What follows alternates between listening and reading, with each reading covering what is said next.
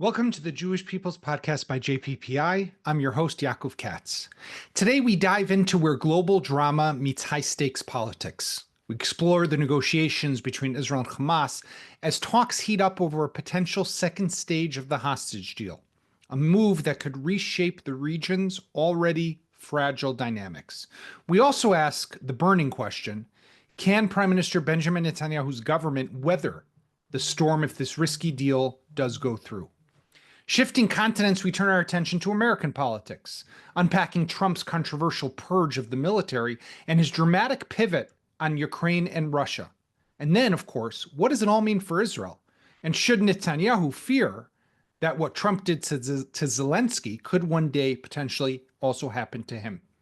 Join me, Gil Troy, and Shmuel Rosner, all from JPPI, as we dissect these unfolding stories and the ripple effects on the Middle East. Gil and Shmuel, it's great to have you both back on the podcast. And I want to start where we were over the weekend as Israel watched 6 of its living hostages come back, the last of the first batch from the stage 1 of the deal, the last of the group of living hostages from stage 1. There's still a small number of bodies that Israel's expected to get later this week, and that will officially be the end of the first phase.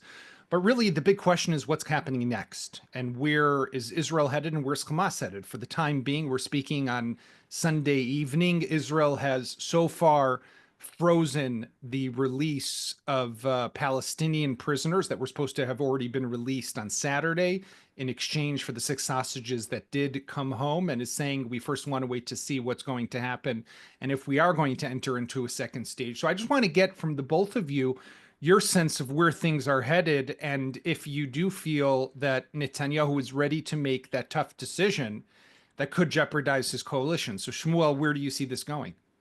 Well, first of all, I'd like to say that what we saw in addition to the 6 hostages that were released, we saw 2 of their peers that were taken to the so-called ceremony of Hamas to watch their friends being released and to remind us Israelis that there are still living people over there that we need to think about. So this was a stark reminder that stage 1 is stage 1, and stage 2 still includes many Israelis who are there, who are still hostages, and we all want to see them coming back.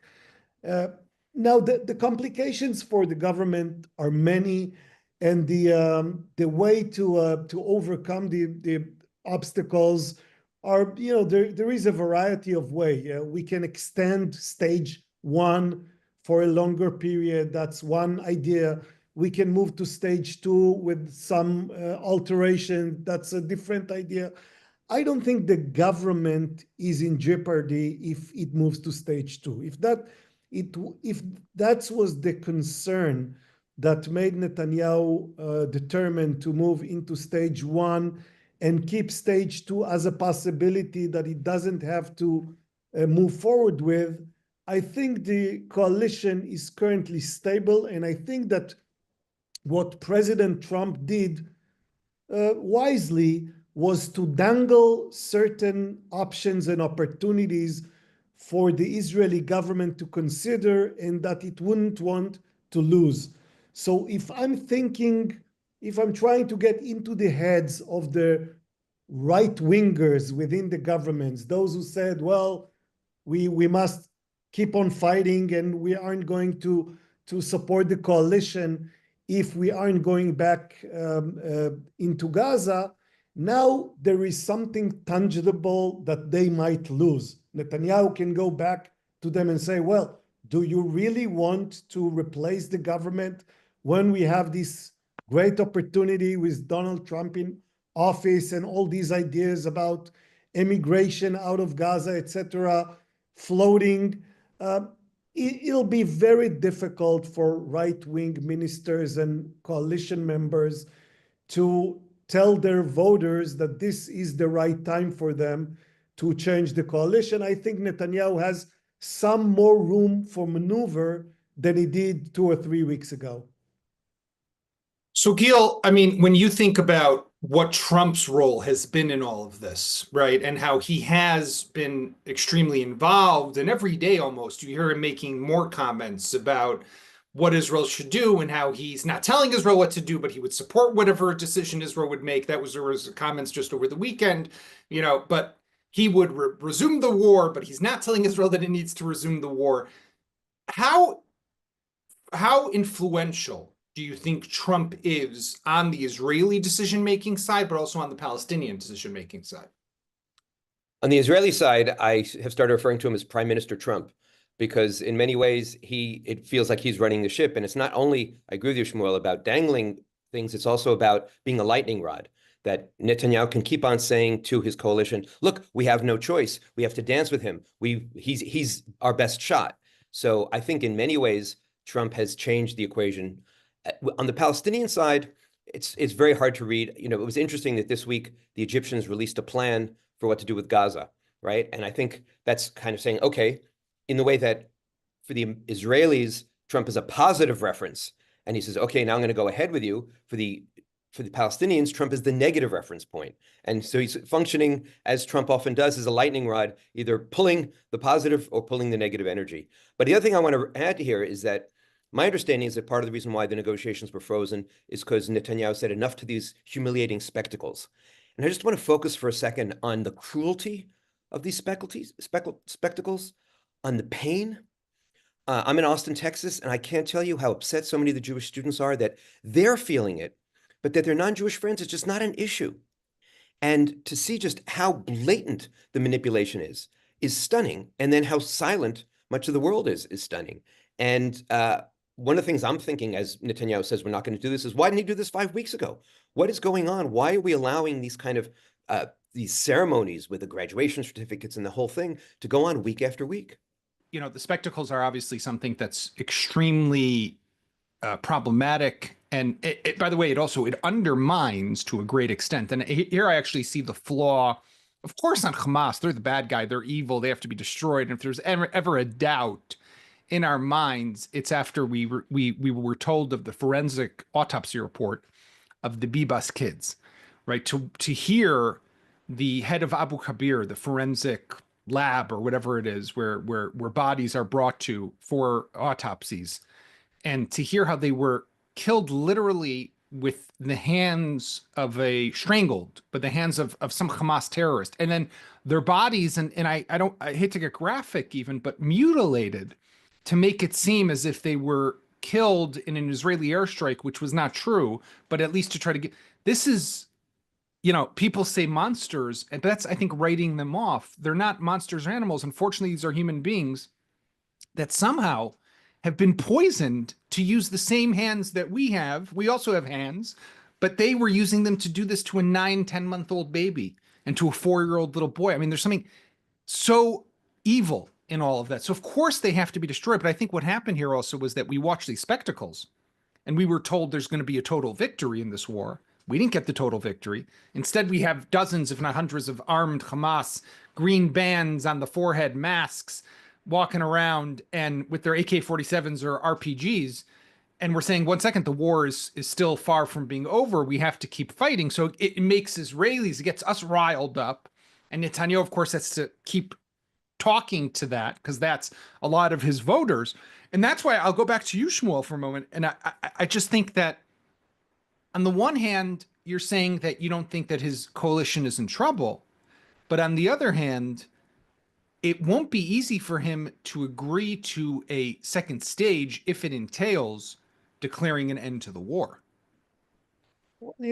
Declarations are made in the Middle East in many ways and for many reasons, and you can then go back on them for various excuses or reasons. I think that Israelis right now want to see the hostages back. We see it in public opinion polls, including the one we conducted at JPPI 2 weeks ago. People say, let's get the hostages back now, and we will find a way to go back and eliminate Hamas. I think that you're right to mention these spectacles as something that in many ways hardens our hearts in a way. and makes us even more determined to get rid of Hamas. When we see these spectacles, I think almost all Israelis, and this speaks to both right and left. There are many issues dividing right and left in Israel, but not this one. There aren't many Israelis who say, yes, we can live with Hamas across the border. Almost all of them say we need to find a way to eliminate this organization and not let it rule Hamas. Now, some would say this should be done by immigration, and some would say this should be done by international force, and some would say this entails a recruitment of the Palestinian Authority. There are many possible paths to achieving this goal, but the goal itself, the objective, is agreed on by almost all Israelis, and Hamas should take note of that. Israel is highly determined to get rid of Hamas rule in Gaza, and if anything complicates stage 2 or an extension of stage 1 in the deal, that's the issue, because Hamas knows, and I'm sure they do, that whatever happens after the return of all hostages, things will continue to roll. This will not be the end of the story, and we can live happily ever after. No, I totally agree. By the way, I said this I was interviewed, I think it was on CNN the other day. It was that interview, and they asked me also about the Bibas family. And I totally agree that when we hear that, it emboldens our resolve and our determination that we have to do more, we have to fight, and we have to kill Hamas. But because I think what the guy had asked was, why would they do this, right? In other words, I love how Western journalists sometimes they still have difficulty in but Hamas, it goes against their strategic interests. They want to be accepted, or it's no, they are. What we have to keep remembering, this is a genocidal terrorist organization that wants to murder and annihilate the Jewish people in the state of Israel, right? That's what they want to do. Now, so sometimes what they're doing is not thinking PR, right? They're doing what is at the core of what their main mission is terrible. Why would they crush airplanes at the Twin Towers in New York? It goes against their interests in Afghanistan. Yeah, no, that's I love that. I love that type of, Western thinking sometimes, as if, it's it doesn't make sense. No, sadly, we Western people don't understand what they want all the time because it seems so different, but we want to try to reflect upon them values and a type of thinking that we all have. But it's just not the case, because we all know killing Kfir and Ariel Bibas doesn't make a Palestinian state grow closer. It doesn't, bring about the end of the Jewish people. It's just pure evil at the basic level. And I think, Gil, that's something, and you've been spending a lot of time now in the U.S., it's something that a lot of Americans have difficulty understanding, I find. Yeah, so first of all, what scares me about your two comments, and I agree with every single word, is I then keep on wondering, at what point will Hamas simply realize that they don't want to let go of every last hostage, because once they give up the hostages, then what do they have over us? Because we've shown our total domination over Hezbollah, over Iran, and over Gaza. So that's one of my major concerns. There's a huge gap between the way Israelis are seeing the world and Americans are seeing the world. Even many American Jews are still stuck in two-state solution. Many American Jews don't have this. They have a discomfort with our language of total victory. And by the way, as an American historian, I keep on pointing out that toward the end of the Civil War, toward the end of World War II, there were intense debates about how far do we go? Do we actually have to push for unconditional surrender? U.S. Grant was Ulysses Simpson Grant, but he was unconditional surrender Grant. And what you're seeing is a very different character in the two countries and the two cultures, a very different understanding of what war entails, and absolutely a very different understanding of the evil that is out there. The other thing I want to point out is that we talk about PR, and again, in our sort of Western and Jewish self-absorption, we think they're playing to us, and we forget that they're playing actually to the Arab street. They're playing to their people. For them, and this is such a sick statement I'm going to make, what they did to the Bibas family is a victory, not a slur. not a mark not a mark against them. And that's why we're really dealing with perverse people. And as soon as you do that, as soon as you start saying that, you sound judgy and you sound like you're racist and Islamophobic. But no, look, I keep on saying I'm not going to characterize their ideology. I'm just going to quote their words and look at their actions. Shmuel, the Trump plan, the one that was going to see voluntary migration of 2 million people out of Gaza, has now been walked back, as was expected. And we've spoken a lot on this podcast about what was he really thinking and what was it going to do. But already over the weekend, you're starting to see, I think it was Steve Witkoff and others who have started to say, well, it was an idea that was thrown out there to kind of shake things up, which is one of the possibilities that a lot of people, including I think on this podcast, we had spoken about that's he was trying to rattle everyone and get things shaken up. And we saw, in fact, how Arab leaders, Mohammed bin Salman, the crown prince of Saudi Arabia, hosted from UAE, from Jordan, from Egypt, from Qatar, to really come together and discuss what can they potentially present here. So do you think that in the overall picture and scheme of things, when it comes to what Trump had been trying to achieve, was it successful at all? Well, it was successful in the sense that it did shake things up. So some people did realize that if a reasonable solution will not be presented in some fashion, maybe the only path will be to move to much more radical solutions. And in this sense, Trump did rock the boat, and now Arab leaders are under some pressure to put forward some type of ideas that can work not just for them, but also for Israel. Because if Israel begins to entertain ideas such as immigration out of Gaza, then Arab leaders realize that they understand the seriousness and the gravity of the situation. So first stage of the plan is working. People are paying attention. They understand that if they thought that, you know, we can just let it pass, we'll let Israel end the war, we'll send the hostages back, and Hamas will eventually stay there because we have no other path towards a different solution. Now they understand that this is not going to happen. Whether Trump has the ability and the tenacity and the attention span to keep moving forward with realistic solutions that will eventually have a positive result, that's a different question. You know, rocking the boat is stage one. So now everybody's running scared, and they will put forward all kinds of ideas, but someone has to take these ideas, put them together into a plan, and implement them. That is a test that is still awaiting us. And I hear that Witkoff is coming here on this coming Wednesday. You know, the hard work is still before us. You know, just scaring everybody, that's the easy part. The hard part is putting together a plan that can actually work. And Israel also doesn't really have its own plan, which is part of the problem, right? And I think that this is ultimately, when I look at this war, and I think that, you know, the great success that we have had, which is hard to ignore, the re-engineering of the Middle East, the way the whole region has changed. We're talking as Sheikh Hassan Nasrallah, the person who was believed to be the bin Laden, right, for Israel to some extent. You had mentioned 9/11 before. I'll go with your metaphor, is now being put to rest finally, months after he was killed in an Israeli airstrike.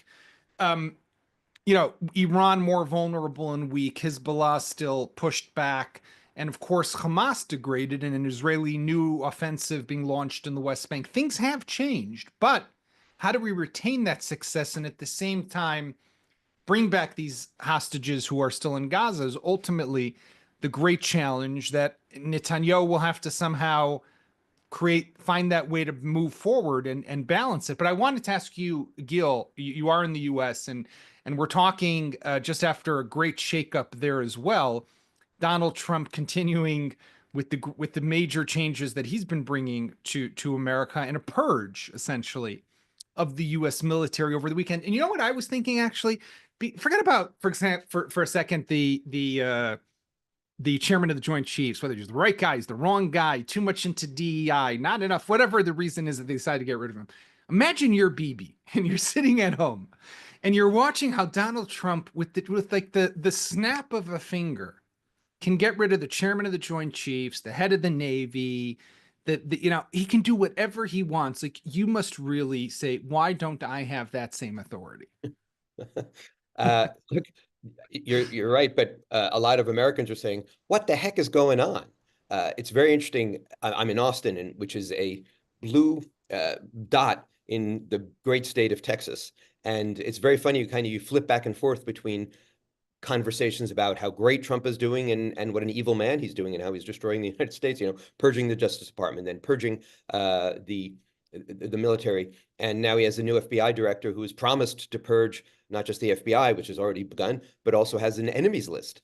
And it's very interesting to hear that conversation. And then you hear the conversation of others saying, look, there's so much rot in the dark state and we need to move things along. But to me, the most interesting thing that happened this week was over Ukraine and Russia. It was the first time since Trump's election, let alone since his inauguration, that even some Republican voices started saying, whoa. And it was cautious. It was more bold than, let's say, the Wall Street Journal and commentary, which are not part of the inside coalition. But you even had Republican senators saying, wait a minute, because basically what Trump did was he took the truth, which is that Putin and Russia started the war, and he turned it on its head. And while it was fascinating to watch certain people like Mike Waltz's national security advisor say, well, that was the truth when I was a congressman. Now I'm a member of the government, more or less, which goes back to Bill Clinton saying it depends on the meaning of the word is, and those kind of, formulations. But within the Republican coalition, because this is such an assault on Republican ideology, Republican pride, Republican identity, going back to Ronald Reagan, if not going back to the start of the Cold War, which was a bipartisan effort. How do you look like you're in bed with Russia? How do you look like you're in bed with the authoritarians? How do you look like you're in bed with the invaders? How do you look like you're in bed with the worst forces in the world at this moment? And I'm not going to predict that that's going to continue, because what you're also hearing is tremendous pushback and tremendous pressure on Republican legislators to toe the line. But it was very interesting that was the first inkling that things might be shifting. And certainly, I think Bibi is jealous of Trump's power, of Trump's platform, and of Trump's people who are just around him and in circle after circle after circle, just bowing and worshiping at his shrine. Shmuel, but if you're Bibi and you're seeing what Trump did on Ukraine and Russia, and you're seeing how, the embrace of Russia, but forget about even the embrace of Russia, just the turn on Zelensky, right? I mean, the language now being used against Zelensky, a man who really is, he should have held elections because he's now stated office without elections. But it's getting into a technical discussion.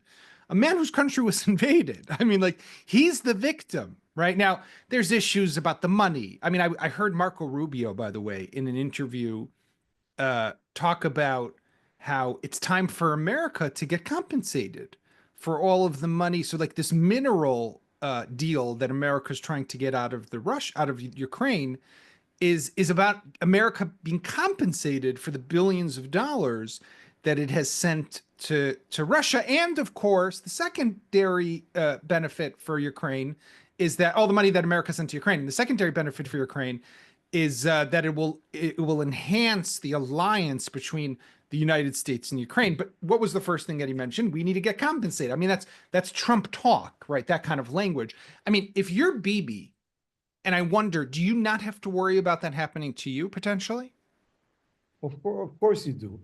Let me start by going back to what Gil said about Bibi, and Trump envy is one of the most concerning things that I see in the Israeli right today. There are many, not just Netanyahu himself, there are many legislators and ministers in Likud circles, etc., who say, well, why can we not do what like they do in the United States? Why can't we just get rid of everybody we dislike?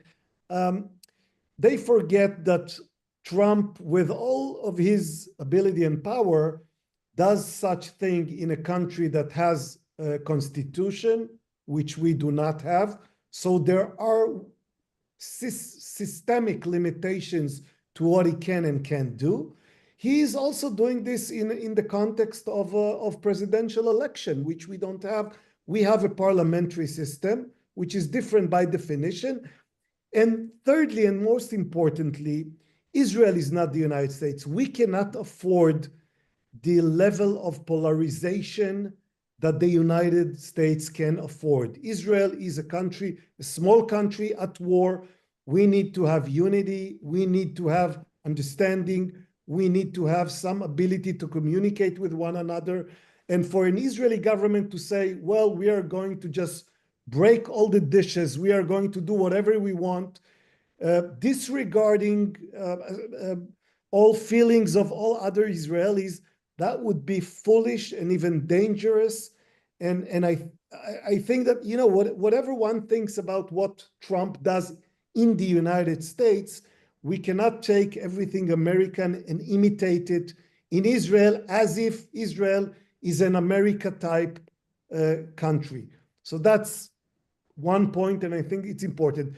As for Zelensky, yes, of course, what we see now from the Trump administration is a warning sign for every leader in the world. If you saw what J.D. Vance did in Europe 2 weeks ago, if you see Trump talking about Zelensky now, you get to understand that what this administration is doing is truly revolutionary. Yeah, it is revolutionary. This is not, you know, I lived in the United States for a number of years. I covered different administrations, both from Washington and from Jerusalem. I could see the huge difference between the Bush administration and the Obama administration when the Obama administration came in 2009. They decided to undo everything Bush did. But this was still within the traditional boundaries of US foreign policy. What we see today from the Trump administration is different from everything that we are familiar with from at least all post World War II administrations. And we should take note of it, and we should understand that things are changing, and that maybe the United States that we are used to, and the United States that we thought we understand, is drastically different. And maybe some of the things that we were able to build on, you know, shared interest, shared values, all these things, maybe these things no longer matter, not in the same way, and we should prepare ourselves for a new era. Well, if I can jump in here, I think one of the differences between Israel and Ukraine. You're the historian. You're the one who should jump in right now. One of the failures that Ukraine had in its PR, if we can call it that, was I don't think most Americans ultimately felt that Ukraine was existential, that they felt that they were helping because it was the right thing to do because Putin's bad, but they didn't feel threatened. And one of the things that we in the pro-Israel community need to keep on emphasizing is the degree to which Israel has been doing America's dirty work and holy work. And so, for example, when Syria collapsed, first of all, why did the Assad regime collapse? Because we put the pressure on with American backing, but we did the work. And then who went in and eliminated the chemical weapons plants mostly, which should have been America's work? We did it. And the more, because you said the key word, Trump is very transactional. The more Trump realizes that using Israel and supporting Israel and boosting Israel isn't just a matter of blue and white and red, white and blue, but it's about hard facts that we, in an efficient way, without risking American lives, get the job done and help them out, the better off we are. And that's why it's very important that we also, whatever our internal debates, go emphasize that core consensus that both of you are emphasizing and show real unity to the United States of America, that we are determined to not only restore deterrence for us, but to really create this new Middle East. And it absolutely has to be about interests. It's not going to be about, you know, Hava Nagila and blue and white flowers and Star Spangled Banner. It really is a new era and a new kind of language that we need, and a tough language. I just want to, before we wrap up, I do want to go back to the hostages for a moment. And there were two things that really stuck with me. One was, of course, and you mentioned the Shmuel in the beginning, about Evyatar David and Guy Gilboa Dalal, who were the two hostages they made that movie of them in that van. They were there watching the other hostages be released. And of course, Hamas does this for propaganda, and then it's released, and it's meant to hit a nerve. It's meant to put pressure on us. And it does. And it does. And by the way, I think it should, But the other thing that also stuck with me was the coffins when they came back to Israel. And one of them wasn't Shiri Bibas, but there were the two sons of hers, and Oded Lifshitz, the 85-year-old kibbutznik, also from Nero's, and how you had all these soldiers lining up to greet them and to salute to the coffins. And it was very reminiscent to me of what happens at Dover Air Force Base when American troops are killed overseas and are brought back to the US. And oftentimes, and everyone's seen these in videos and movies, or in the newspaper, the president or the vice president will come and receive what's known as the dignified transfer. Or, it's when the body is brought back and the casket covered in the US flag. Here you had no one from the government, no one from, not the prime minister, not the president, not the defense minister, not even a backbench Knesset member thinks they have to come to that base and salute the bodies of people who were let down by this country. And I think of those two because these are two men who are still in Gaza, and they've been let down by their country. These are the other are four people. Yes, it wasn't Shiri's body, but then her body did come back the following day. But four Israelis who were also let down by their country.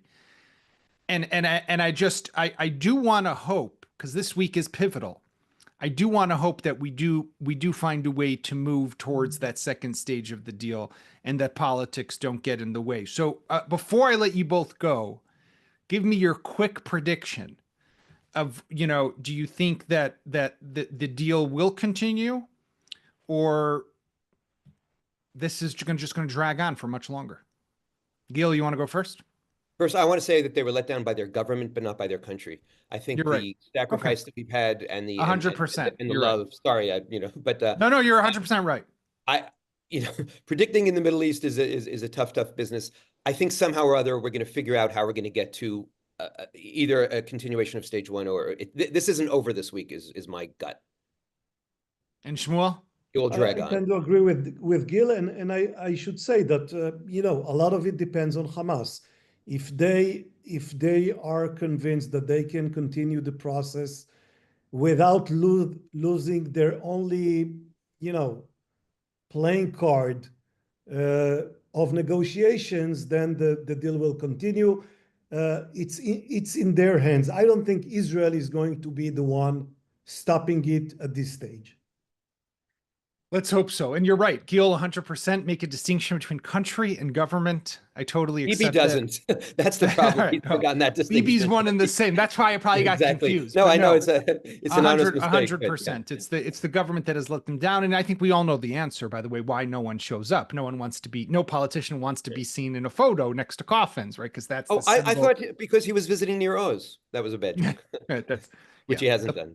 Which he has yet to do. But he's been to America 3 times. Since October 7th, but no time to go to Nero's. Anyhow, on that optimistic note, I want to thank you both, Shmuel, Rosner, and Gil Troy. Thank you for joining me, and to our viewers and listeners, thanks for being with us. You can find us as always where podcasts can be found, and we'll be back with another episode of the Jewish People's Podcast on Thursday. Thank you.